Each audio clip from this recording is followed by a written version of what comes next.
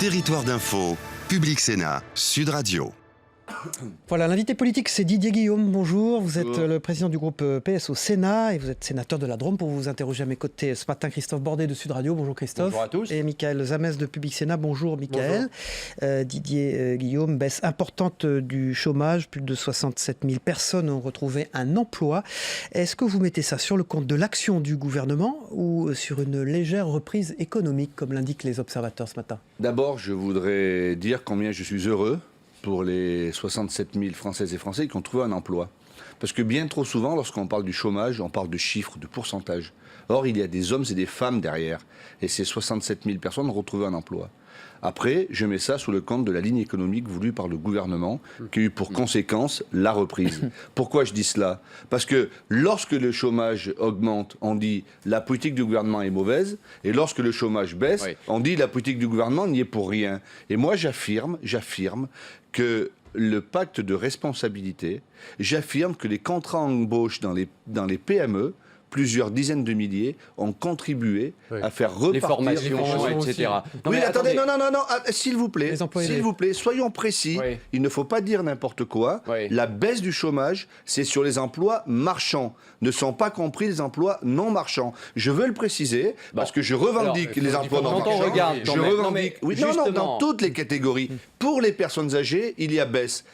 1,2. Pour les jeunes, il y a une énorme baisse. Et pour les salariés à temps partiel aujourd'hui, c'est plus 30 000 personnes. Non, mais il faut se féliciter. Il faut arrêter de dénigrer ce pays, il ne s'agit pas de dénigrer, de montrer du doigt. Lorsqu'il y a des bonnes nouvelles de grâce, disons, c'est bien pour la France, c'est bien pour l'économie, c'est bien pour les hommes et les femmes. C'est ce qu'on a compris ce matin. Non, ce n'est pas une baisse en trompe-l'œil. Et quand l'Unédic la courbe du dit par chômage exemple est inversée.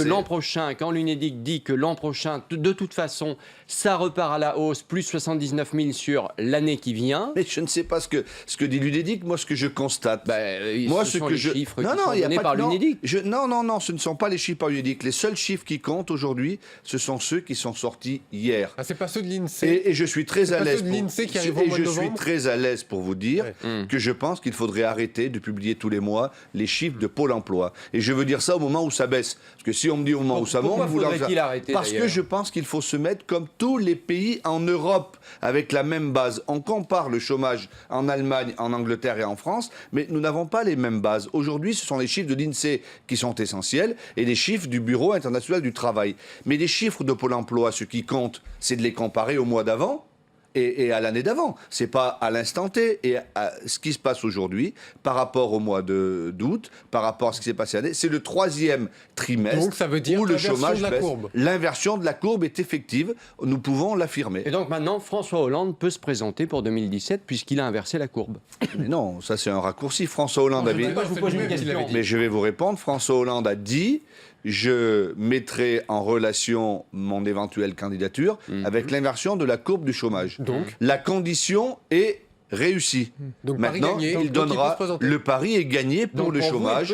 Pas assez, mais le pari est gagné pour le chômage. Donc pour vous, il peut se présenter. Bien évidemment, s'il le souhaite, il donnera sa position le 15 décembre. Est-ce que ça peut le faire remonter, étant donné qu'aujourd'hui, dans les sondages, on le voit quand même, il touche le fond, il est à 4%.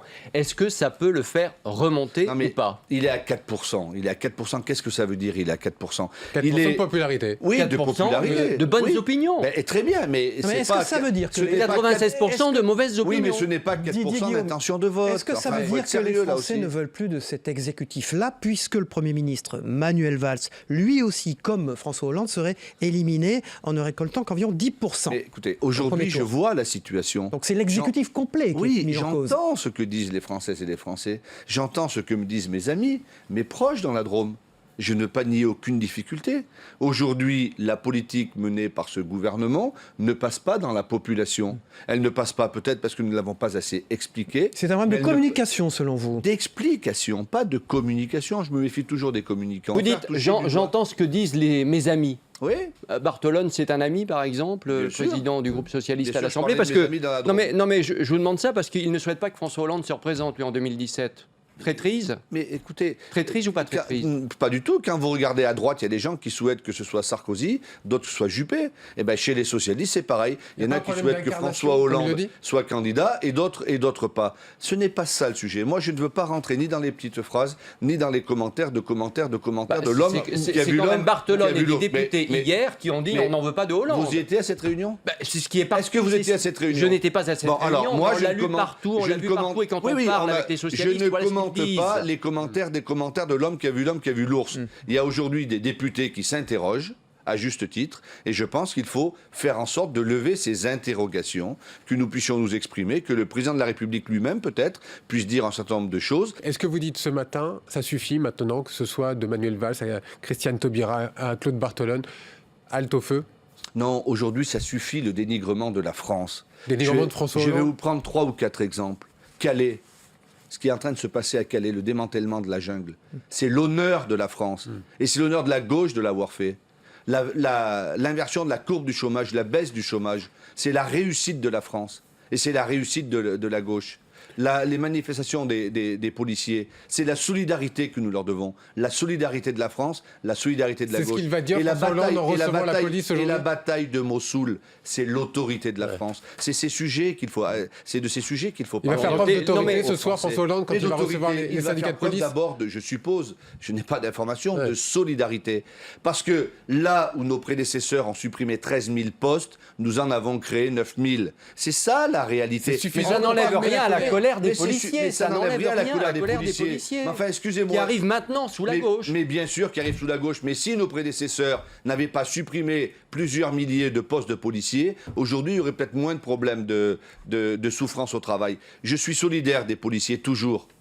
Sauf quand ils manifestent cagoulés. Parce que ça, c'est pas des méthodes. Ce n'est pas des méthodes. Quand on représente l'État. Dans les manifestations, hier, on entendait justice laxiste et la droite, elle parle de sentiment d'impunité. Vous leur répondez quoi ? Oui, alors ça, je pense que... Je comprends, moi, les policiers, lorsqu'ils appréhendent quelqu'un, un jeune ou pas justice un jeune, laxiste. Et qu'ils le voient le lendemain. Mais la justice n'est pas laxiste. Nous avons un code pénal. C'est ce qu'ils disent. Oui, mais je comprends, je peux comprendre leurs sentiments, mais nous avons un code pénal. Ce code pénal est respecté. Est-ce qu'il faut aller plus loin ? Peut-être, je n'en sais rien, je ne suis pas un spécialiste, mais j'ai quelques idées sur la question. Donc, mais votre idée, c'est quoi ? Est-ce qu'il faudrait réformer ? Je ne pense pas que la justice soit laxiste. Je pense qu'il y a une incompréhension des peines qui peuvent être apportées. Ce qui se passe à Calais, aujourd'hui, c'est une réussite pour vous ? Oui, je vous le disais, c'est l'honneur de la France de le faire, c'est l'honneur de la gauche de l'avoir fait. C'est l'anti-Sangatte. Vous avez vu ce qui s'est passé. On détruit Sangatte et on crée Calais. Nous, on vide Calais pour répartir les réfugiés sur l'ensemble du territoire. Je reste persuadé que la France, les Françaises et les Français, ce pays de la lumière, ce pays issu de la résistance, changera d'avis et accueillera les migrants chez eux. Dans ma commune, il va en arriver Des violences sont encore possibles très vite ? Oui, il peut encore y avoir de violences, mais la police, pour le coup, fait vraiment son travail là-bas. On a vu cette nuit qu'il y a eu un peu quelques incendies. C'est l'honneur de la France que de démanteler Calais dans la justice. Didier Guillaume, François Hollande doit prononcer un discours pour l'anniversaire de la naissance de François Mitterrand, 100 ans. Est-ce que on voit bien que, j'imagine, François Mitterrand a laissé une trace dans l'histoire. Quelle sera la trace que laissera François Hollande ? Celle du redressement dans la justice, celle de la volonté. François Hollande, c'est un homme de volonté. C'est un homme qui, toute sa vie, pendant toute sa carrière politique, tout son engagement politique, a voulu parler aux pauvres, a voulu faire de la justice. Et en même temps, en prenant compte du temps dans lequel il vit. Le développement économique est essentiel. Quand nous faisons le pacte de responsabilité, c'est pour dire ce sont les patrons qui créent de l'emploi. Ce sont les entreprises. C'est quoi les points communs, François Mitterrand, François Hollande ? C'est une certaine idée de la gauche, du socialisme et de la France. Merci. Didier Guillaume, président du groupe socialiste au Sénat.